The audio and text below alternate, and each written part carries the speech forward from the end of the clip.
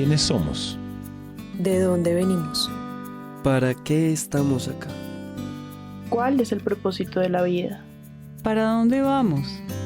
Esas son algunas de las dudas existenciales que desde siempre han acompañado a la humanidad. Intentar resolverlas ha sido una constante desde el amanecer de nuestra especie.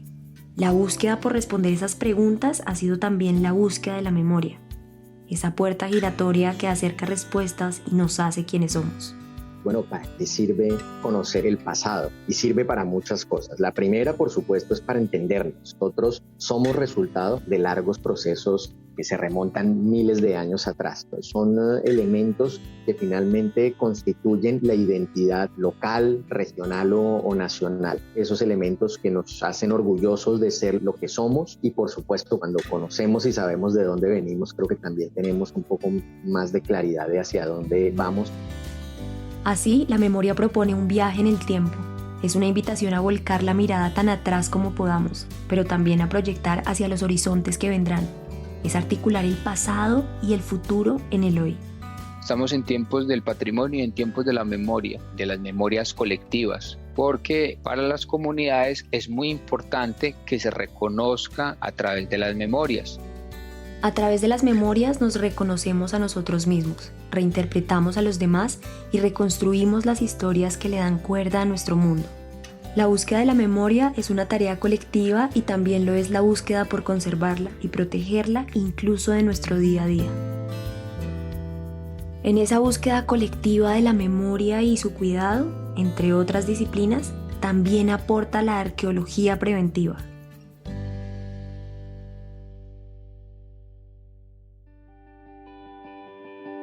Esto es Relatos en Conexión, un podcast en el que contamos historias inspiradoras que tejen legados y crean un camino de valor sostenible en la diversidad colombiana. Muchísimas cosas se han dicho y escrito sobre la memoria. Que es obstinada y no se resigna a quedar en el pasado, insistiendo siempre en su presencia. Quien no conoce su historia está condenado a repetirla. Que un pueblo sin memoria es como un árbol sin raíces. Que no se recuerda lo que no se siente, porque sin emoción no hay memoria. O que no hay una única memoria, sino tantas como visiones e interpretaciones del mundo. Pero, ¿de qué hablamos cuando hablamos de memoria? Eso le preguntamos a Enrique Bautista Quijano. La memoria es un acumulado social, político, pero ante todo un acumulado de ontologías, de relaciones entre humanos y sus entornos, humanos y no humanos, llámense animales, plantas, montañas, sol, viento, tierra. Y la memoria se objetiva en cosas, a veces se objetiva de manera muy compleja, otras de manera, llamémosla, más transparente, más clara. Enrique es antropólogo doctorado en arqueología y durante aproximadamente 40 años se ha dedicado a recorrer Colombia de mano de distintas comunidades, en busca de fósiles, pinturas prehispánicas y otros patrimonios culturales. En efecto, ese cúmulo de visiones y entendimientos del mundo del que Enrique habla se materializa en objetos, pero también en prácticas y tradiciones. O sea, la memoria no solamente está encriptada en los objetos que, comillas, recuperan los arqueólogos en las excavaciones. Eso se fue transmitiendo de generación en generación, no solamente a través de las palabras, de la música, de los cantos, de las danzas, que es una manera también encriptada de la memoria. En una fiesta, en un vestido, en un canto, incluso en las tradiciones culinarias, está encriptada una memoria, que es lo que hay que saber desencriptar. Comprender la memoria, ese hilo invisible que nos atraviesa, nos conecta y nos identifica colectivamente, es una tarea titánica. Y es aún más inacabable si pensamos que la raíz de la humanidad como especie puede estar tan lejana en el tiempo que alcanza los 300.000 años de antigüedad. cuando los primeros Homo sapiens saludaban al sol cada que salía tras el filo de la sabana africana para cegarlos con su luz. Esa es una de las misiones que ha asumido la arqueología. Lo que hace la arqueología es recuperar esa memoria que por distintas razones y por el paso del tiempo quedó sepultada bajo el sedimento o bajo el agua, y que busca de alguna manera salir a flote y difundirse de distintas maneras en la población. Él es Juan Guillermo Martín, arqueólogo, docente universitario y una de las pocas personas que trabaja el patrimonio cultural subacuático en Colombia. Ese es el papel que cumple la arqueología, traer esa otra memoria, una memoria, digamos, más lejana, que nos une, que nos convoca y que nos hace ser lo que somos hoy en día. La arqueología es una manera de pensar, una manera de intervenir sobre la memoria, sobre modos de memoria, dinámicas de memoria. A Kant, al filósofo Kant, le debemos una cosa, y es esa idea de la arqueología como la manera de recuperar en el espacio, o sea, en la tierra y bajo la tierra, lo que le devolvemos al tiempo. Para decir, esto que hoy recuperamos acá bajo la tierra perteneció a X o a Y periodo y a X o a Y sociedad o como se decía entonces cultura. Buscar la memoria, entonces, implica preservar la tierra, el suelo y el subsuelo, incluso las profundidades marinas abrazadas por algas y líquenes, como un cofre repleto de tesoros, como una brújula para la humanidad. Y es que ese suelo no es un lienzo en blanco, por el contrario, todo el entorno que nos rodea ha sido una obra de arte, viviente y cambiante durante milenios. Desde que existimos como especie, la misma tierra que nos sostiene y nos acoge también ha sido el hogar de todas las expresiones artísticas, sociales y culturales de la humanidad. Expresiones tan antiguas como nosotros mismos, presentes en tantos lugares como nuestras pisadas y sepultadas por el paso incesante del tiempo. En ese lienzo tantas veces pintado, también se alza parte vital de la infraestructura que conecta países, comunidades, personas e historias. Y en ese sentido, reaparece la pregunta, tantas veces presente, sobre el equilibrio. Sobre cómo cuidar los tesoros de la memoria que duermen silenciosos en la tierra húmeda y las visiones del mundo que traen consigo, y, al mismo tiempo, pintar sobre ese lienzo la conectividad que tanto bienestar trae a la gente que lo habita.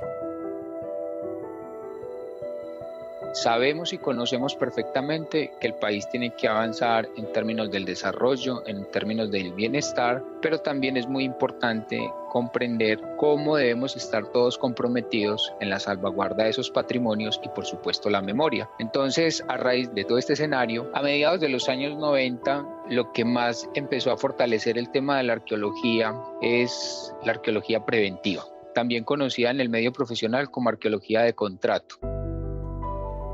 Hernán Pimienta, a quien acaban de escuchar, es antropólogo y curador de la colección de antropología del Museo Universitario de la Universidad de Antioquia. Como comentaba, la arqueología preventiva es una rama de la arqueología que nació buscando el equilibrio entre el desarrollo que trae construir estructuras físicas y el que trae preservar las memorias colectivas del país. A raíz del desarrollo cada vez más creciente de proyectos de infraestructura en el país, se vio la necesidad de evitar o mitigar que los proyectos que se desarrollen aquí en Colombia impacten y destruyan patrimonio arqueológico de la nación. Esta arqueología empezó a desarrollarse precisamente por los proyectos de gran envergadura o proyectos de obra de infraestructura, con el tema de las hidroeléctricas, con obras de explotación de hidrocarburos y también con el tema de las actividades mineras. Entonces, a partir de ahí aparecen los arqueólogos que se encargan, digamos, de trabajar en alianza con las empresas en aras de proteger y salvaguardar el patrimonio cultural. Pues son todas aquellas intervenciones arqueológicas que se hacen antes, durante y después del desarrollo de una obra civil. Llámese desde la edificación de una vivienda hasta la construcción de megaobras como una represa, unas instalaciones gasíferas, Es decir, es todo aquello que implique remoción de tierras, ¿sí? En proyectos y obras que van a crear un impacto sobre el paisaje y sobre el suelo. Entonces, en ese sentido, la arqueología preventiva lo que trata de mitigar es el impacto, pues, de las diferentes obras civiles. ¿Esto qué significa? Que si se va a construir una carretera y se conoce el trazado, de las primeras actividades que se tienen que adelantar son las de una prospección arqueológica para evaluar el potencial arqueológico de esa ruta y eventualmente, si hay evidencias de ocupaciones humanas del pasado, se diseñen estrategias para recuperar y salvaguardar esa memoria. Y salvaguardar y tejer memoria necesariamente implica involucrar a las personas, a las poblaciones que ven los territorios más que como un lienzo para alzar infraestructura, como un hogar en el que habitar, crecer y soñar.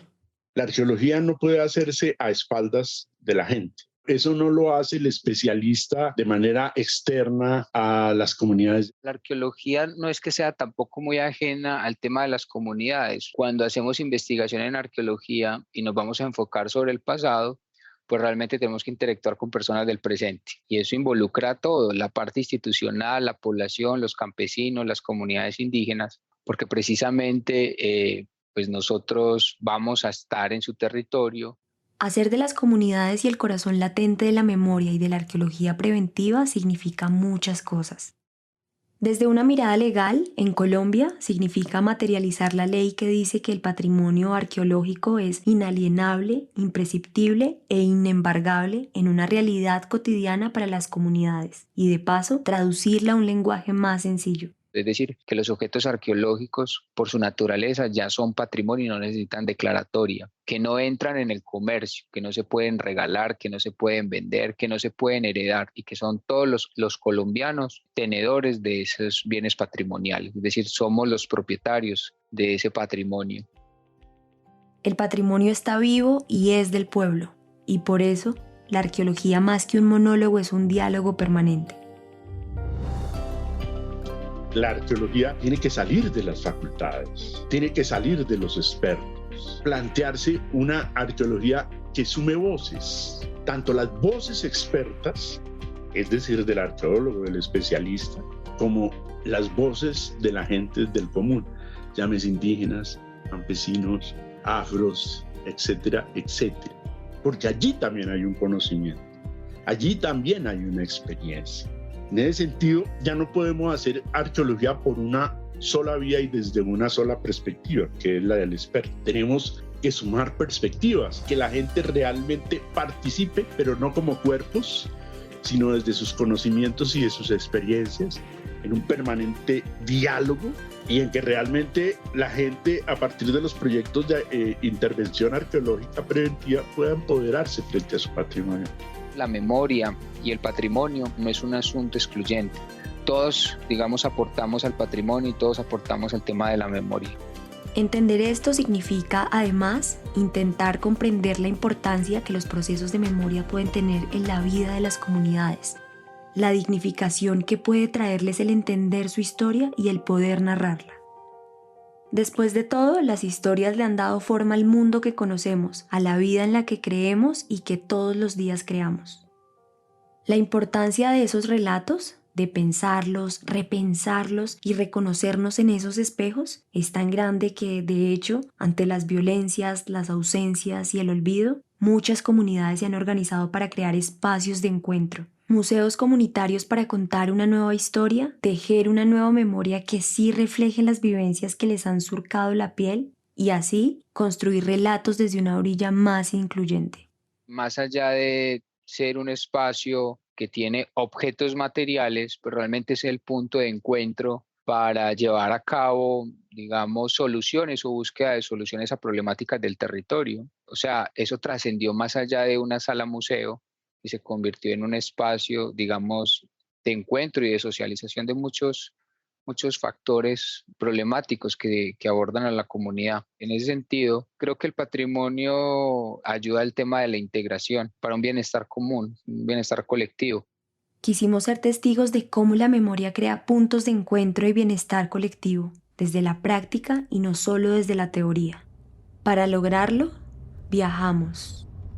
El Porce, Riachón, Pocoró y Monos son 4 de los casi 30 ríos que abrazan la tierra de Amalfi, un municipio del noreste antioqueño, que también está rodeado por montañas, valles, abismos y reservas forestales. En Amalfi, a unas 3 horas por carretera desde Medellín, la memoria sigue siendo el abrazo de la esperanza, un refugio en el que protegerse una vez tras otra del peso de distintas y viejas violencias. Antes se llamaba Cancán, es un sitio que ya no existe, pero que tiñe de leyenda mucho esta región porque empezó a generar procesos de colonización ya no alrededor de la minería, sino también de la agricultura, posesión de la tierra, expansión de la frontera ganadera y agrícola y productiva en general, y eso lo que hace es empezar a generar nuevos asentamientos. En ese sentido, Cancán tuvo su auge entre los siglos XVII y XVIII, sobre todo cuando mucho aventurero de Medellín se vino para acá buscando comercio con el oro y terminó comerciando otro tipo de cosas. Cancán en esa época era reconocido como un sitio donde venían a esconderse malandros, delincuentes, perseguidos de la justicia, aventureros. O sea, el sitio estaba tocado por todos los males y como otras áreas rurales del departamento y del nordeste tiene heridas abiertas. Estuvo siempre expuesta a la influencia y a la hegemonía guerrillera en los años 70 y 80. Luego recibió el golpe de la entrada del paramilitarismo en los 90 y a principios del siglo XXI, obviamente con la variable de la violencia, la expropiación, el desplazamiento, las masacres, los asesinatos selectivos, las desapariciones. La vereda se tuvo que reconfigurar según las dinámicas de control territorial que operaban según el grupo interesado. Estas áreas rurales aledañas al municipio de Amalfi siempre han tenido que padecer y obligarse a adaptarse, a pensar en sobrevivir antes que en desaparecer del todo. Sanar las heridas abiertas de ese territorio, que en otro tiempo fue hogar de indígenas taamíes y que también se conoce como el pueblo del Tigre, ha sido un camino constante en el que la memoria ha sido protagonista. De hecho, tras los acuerdos de La Habana, tejer una memoria colectiva es una de las principales apuestas comunitarias en la construcción de paz en Amalfi. Una memoria que les permita reconocerse a sí mismos a lo largo del conflicto, pero que también les permita profundizar la mirada e ir más atrás, comprender la raíz ancestral de haber sido una cuna indígena. Con esa intención nació la Casa Amalfitana de la Memoria, que no solo reúne cerámicas y herramientas prehispánicas, sino que también crea puentes entre quienes habitan este territorio, su patrimonio cultural y las memorias que viven en él. Sin embargo, la Casa Amalfitana de la Memoria no ha sido el único lugar de encuentro que está latiendo en la comunidad. En uno de los caminos que se abren paso por Amalfi, entre una típica casa antioqueña y el verde infinito de las montañas, está una roca de no más de 1 metro de altura. Una roca que antes era una simple piedra, pero que en realidad estaba tallada con inscripciones de comunidades prehispánicas. A través de la arqueología preventiva, realizada durante la construcción de una línea eléctrica, una roca que solía perderse en el anonimato y la rutina de los días, ahora es un mensaje del pasado, un altar a la herencia indígena. Eso, que se conoce técnicamente como un petroglifo, milenios atrás era un oasis en medio de la densidad de la vegetación. Este petroglifo fue identificado cuando se estaban haciendo las labores de arqueología preventiva para las torres de transmisión eléctrica que se estaban haciendo en la zona por parte de ICE Intercolombia. Estamos viendo unos grabados que fueron hechos por los antiguos pobladores de aquí de la región. Están asociados con los pueblos indígenas taamíes. Pudo haber sido hecho de hace 10.000 años en adelante. Es una imagen que ellos plasman en una piedra para poder también indicar o representar algo que ellos veían. Lo que nosotros podemos interpretar aquí, o algo que nos parece importante de la ubicación de la piedra, es que está situada justo en medio del valle del río Riachón, que va hacia Amalfi, y el río Pocoró, que es el que da hacia este lado, este costado de la ladera. Entonces quizás este petroglifo, estos grabados, fueron usados por los indígenas que habitaban en la región también para ubicarse y para poner un punto importante de conexión entre un valle y el otro. Estuvimos trabajando con la comunidad, explicándoles qué significa esta piedra, qué significan los diseños y que esta piedra haya sido como intervenida por los indígenas en el pasado, porque es como un recordatorio de las personas que antes vivían acá y que es un elemento que debe permanecer lo mejor posible para el futuro y las nuevas generaciones. Y entonces lo que queremos es crear conciencia en los niños, en los habitantes, para que ellos mismos la cuiden, la protejan, se la muestren a las personas que lleguen acá de visita y se apropien de este elemento. Justamente porque la memoria es un elemento del futuro, apropiarse del patrimonio, en este caso de un petroglifo, exige frenar el afán con el que muchas veces vivimos el día a día. Al menos así lo ve Miguel Murillo, quien lideró el proceso de arqueología preventiva en Amalfi. Bajo la arqueología preventiva, los arqueólogos nos hemos enfocado en el hecho de solo pensar y producir documentos técnicos, producto de esa carrera desenfrenada de los proyectos, en donde se compite contra el cronograma de obra, el contrato o los entregables. Sin embargo, nuestra gestión en el desarrollo de los programas de arqueología preventiva asociada a los proyectos de interconexión eléctrica va más allá del simple inventario de sitios. Siempre se ha procurado por el desarrollo de buenas prácticas en relación con la ciencia arqueológica y el respeto por la disciplina. Para Miguel, esas buenas prácticas también incluyen volver a la raíz de la arqueología y repensarla constantemente. Actualmente, los arqueólogos nos estamos distanciando de ser científicos sociales y nos estamos convirtiendo en recaudadores técnicos de contextos arqueológicos. Si miramos con detalle, la arqueología, la etnografía, la antropología y la historia son increíblemente poderosas para poner en la mesa un sinnúmero de cosas interesantes, hechos que nos debaten y que nos hacen pensar en otras posibilidades, en otras alternativas para optar y no por donde de manera casi mecánica asumimos como únicas realidades o únicos caminos. Y en ese sentido, apropiarse del patrimonio, abrazar la memoria y reconocer nuevos caminos, exige también que el diálogo que propicia la arqueología se dé con toda la comunidad y cada vez más con las nuevas generaciones.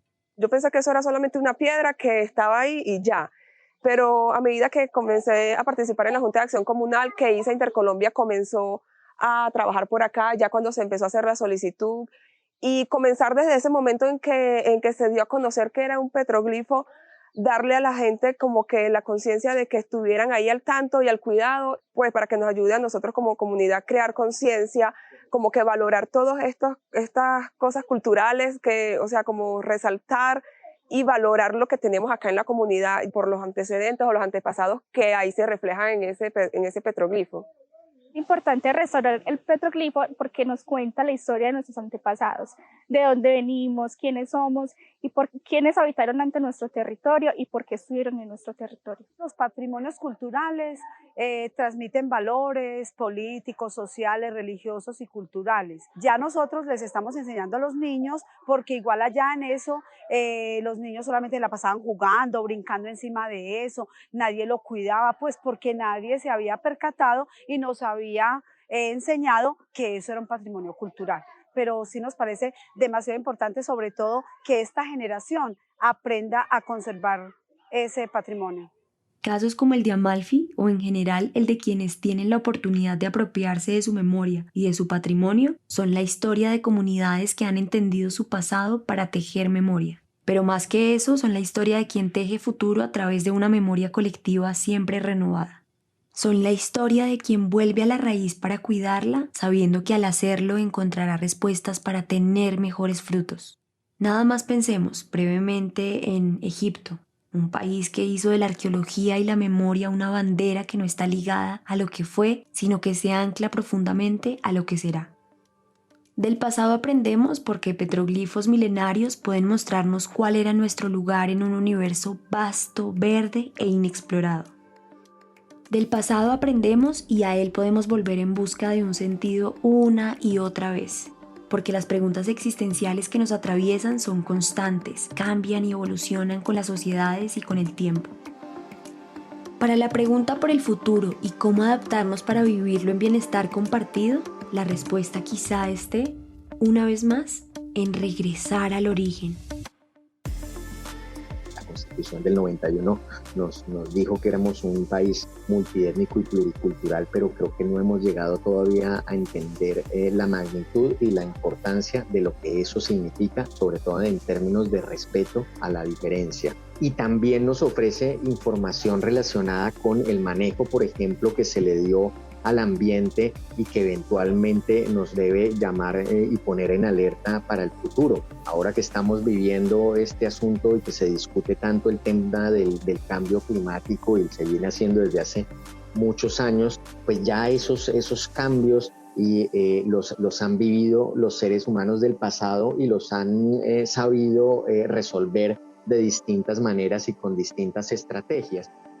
Eran absolutamente tranquilos y trataban de equilibrar de manera permanente sus relaciones con lo viviente y incluso lo aparentemente no viviente.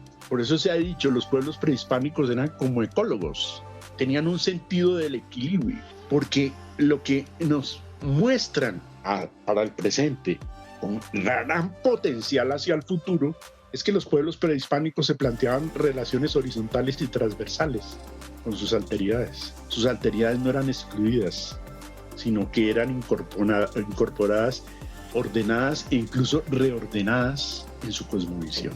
Por eso mantuvieron los bosques, por eso cuidaron los cursos de agua. Ellos tenían una idea del cuidado, y una idea del cuidado que era transversal. ¿Sí? Hay que cuidar el bosque, hay que cuidar el agua, ¿sí? Porque era una manera de cuidarse ellos para poder preservarse y permanecer en el mundo, en ese mundo que les tocó vivir o que ellos construyeron para sí. Y aprender cómo se resolvieron en el pasado quizás nos permita a garantizar un futuro para las generaciones que vienen.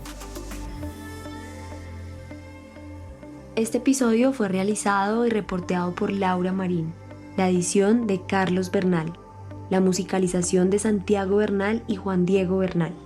El trabajo gráfico es de Luisa Ríos y yo soy Natalia Hidárraga. Nos escuchamos en 3 semanas.